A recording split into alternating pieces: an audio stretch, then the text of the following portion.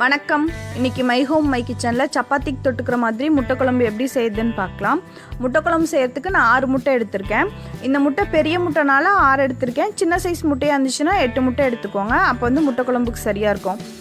முதல்ல முட்டையை வேக வச்சிடலாம். முட்டையை வேக வைக்கிறதுக்கு ஒரு பாத்திரத்தில் முட்டையை போட்டுட்டு முட்டைக்கு மேலே கொஞ்சம் இருக்கலாம் தண்ணி ஊற்றிட்டு அடுப்பில் வச்சுருங்க. தண்ணி ஒரு கொதி வந்தோடனே மூடிட்டு அடுப்பு ஆஃப் பண்ணி அப்படியே ஒரு 10 to 15 நிமிஷம் விட்டுருங்க.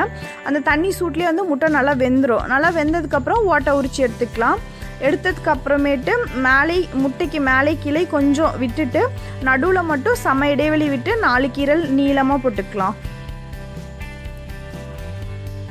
இந்த மாதிரி கொஞ்சம் நீளமாக கீரல் போட்டதுக்கப்புறம் அடுப்பில் வேற ஒரு பாத்திரம் வச்சுட்டு 2 டீஸ்பூன் நல்லெண்ணெய், 1/4 டீஸ்பூன் மஞ்சத்தூள், 1/2 டீஸ்பூன் மிளகாத்தூள், 1/2 டீஸ்பூன் மிளகுத்தூள், கொஞ்சமாக உப்பு சேர்த்துட்டு எண்ணெயில் நல்லா கலந்து விடலாம். மசாலாவில் எண்ணெய் சேர்க்கும்போது எண்ணெய் ரொம்ப சூடு இல்லாமல் பார்த்துக்கோங்க. எண்ணெய் ரொம்ப சூடாக இருந்துச்சுன்னா மசாலா தீஞ்சு போயிடும். மசாலா நல்லா எண்ணெயில் கலந்ததுக்கப்புறம் நம்ம வேக வச்சு கீரல் போட்டு வச்சோம் இல்லையா, அந்த முட்டையை சேர்த்துக்கலாம்.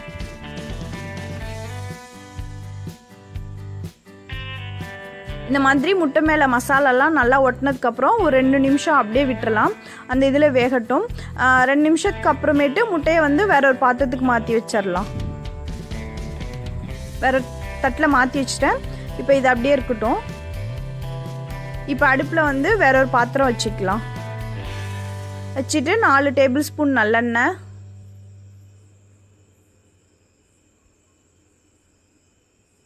3 ஏலக்காய், 2 சின்ன துண்டு பட்டை, 3 கிராம்பு, 1/2 டீஸ்பூன் ஜீரகம்,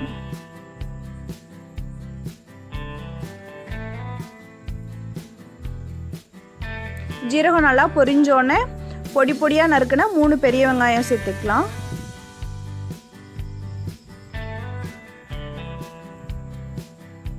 இப்போ வெங்காயத்து கூடவே வந்து நான் 4 பச்சை மிளகாவை நல்ல நீளமாக கீறி வச்சுருக்கேன். அதையும் சேர்த்துக்கலாம்.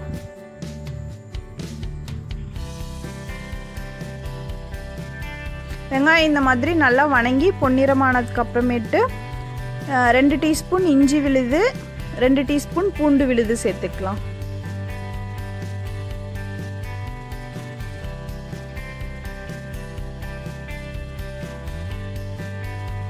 இஞ்சி பூண்டு பேஸ்ட்டு நல்லா வணங்கணும். நல்லா வணங்கினதுக்கப்புறம் பொடி பொடியாக நறுக்குனா 2 தக்காளி பழம். தக்காளி பழம் வந்து நல்லா பழமாக இருக்க தக்காளி பழம் சேர்த்துக்கோங்க. அப்போ ரொம்ப நல்லாயிருக்கும் கலர் பார்க்கறதுக்கு. தக்காளி கொஞ்சம் நல்லா சீக்கிரம் வணங்கிறதுக்கோசரம் கொஞ்சமாக உப்பு சேர்த்துக்கலாம்.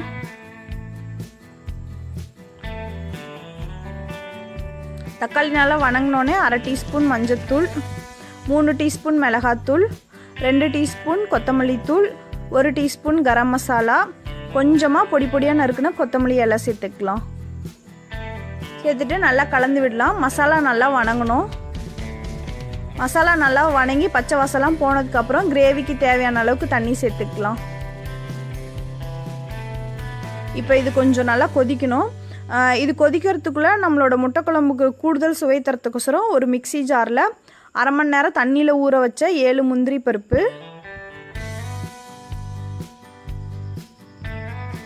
1/4 கப் துருவன தேங்காய், அப்புறம் அரைக்கிறதுக்கு தேவையான அளவுக்கு தண்ணி சேர்த்துட்டு இதை நல்லா நைஸாக அரைச்சி எடுத்துக்கலாம். இப்போது முட்டை குழம்பு கொஞ்சம் கொதிச்சிருச்சு. இப்போ இதில் குழம்புக்கு தேவையான அளவுக்கு உப்பு சேர்த்துட்டு நம்ம அரைச்சோம் இல்லையா முந்திரி தேங்காய் போட்டு அந்த கலவையும் இதில் சேர்த்துடலாம். சேர்த்துட்டு நல்லா கலந்து விடலாம். இப்போ இது வந்து 1 to 2 நிமிஷம் நல்லா கொதிக்கட்டும். அந்த முந்திரியோட கொஞ்சம் அந்த பச்சை வாசம் போகிற அளவுக்கு.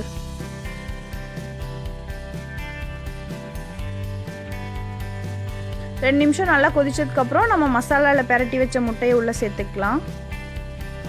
சேர்த்துட்டு குழம்பு வந்து முட்டை மேலே எல்லா பக்கமும் படுற மாதிரி கிண்டி விட்டுட்டு தட்டு போட்டு மூடி ஒரு 2 to 3 நிமிஷம் நல்லா கொதிக்க விடலாம். அப்போ தான் கிரேவிலாம் வந்து முட்டைக்குள்ளே நல்லா இறங்கும். கொதிச்சதுக்கப்புறம் அடுப்பு ஆஃப் பண்ணிட்டு மேலே கொஞ்சமாக கொத்தமல்லி தழை தூவிட்டு நம்ம வேற ஒரு பாத்திரத்துக்கு மாற்றி வச்சிடலாம். அவ்வளோதான், சப்பாத்திக்கு ஏற்ற மணமான சுவையான முட்டை குழம்பு தயாராகிடுச்சு. இதை நீங்களும் உங்கள் வீட்டில் செஞ்சு பாருங்கள். எப்படி இருந்ததுன்னு கீழே கமெண்ட்டில் என் கூட ஷேர் பண்ணிக்கோங்க. உங்களுக்கு இந்த சமையல் வீடியோ பிடிச்சிருந்தா மை ஹோம் மை கிச்சனுக்கு சப்ஸ்கிரைப் பண்ணுங்கள்.